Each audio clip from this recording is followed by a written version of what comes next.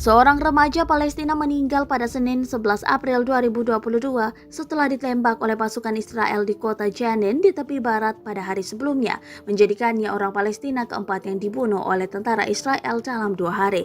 Mohamed Zakarneh, 17 tahun, ditembak pada Minggu 10 April 2022 ketika pasukan Israel menargetkan kerabat Ra'ad Hazem setelah pria berusia 28 tahun dari Jenin itu membunuh 3 orang Israel di sebuah bar di Tel Aviv pada Kamis 7 April 2022. Ra'ad Hazem ditembak mati setelah pemburuan besar-besaran. Tentara Israel mengatakan telah menuntut agar ayah Hazem menyerahkan diri sebelum rencana pembongkaran rumah keluarga. Kelompok hak asasi manusia seperti B'Tselem menilai tindakan hukuman itu sama dengan hukuman kolektif.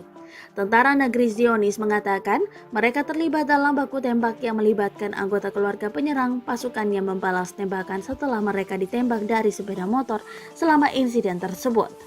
Menurut kantor berita resmi Palestina, Wafa, remaja itu tidak bersenjata. Dia ditembak ketika dia kembali ke rumah untuk berbuka puasa setelah bekerja. Pada Senin 11 April 2022, pasukan Israel melancarkan operasi hari ketiga di sekitar Jenin. Setelah pertempuran senjata berat dalam beberapa hari terakhir, 20 penampakan semalam, kata tentara Israel. Setidaknya 14 orang tewas di Israel dalam serangkaian serangan oleh penyerang Palestina selama 3 minggu terakhir ini.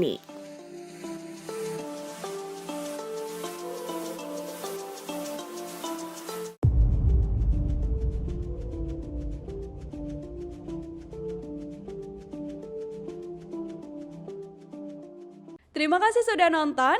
Jangan lupa like, subscribe, dan share ya.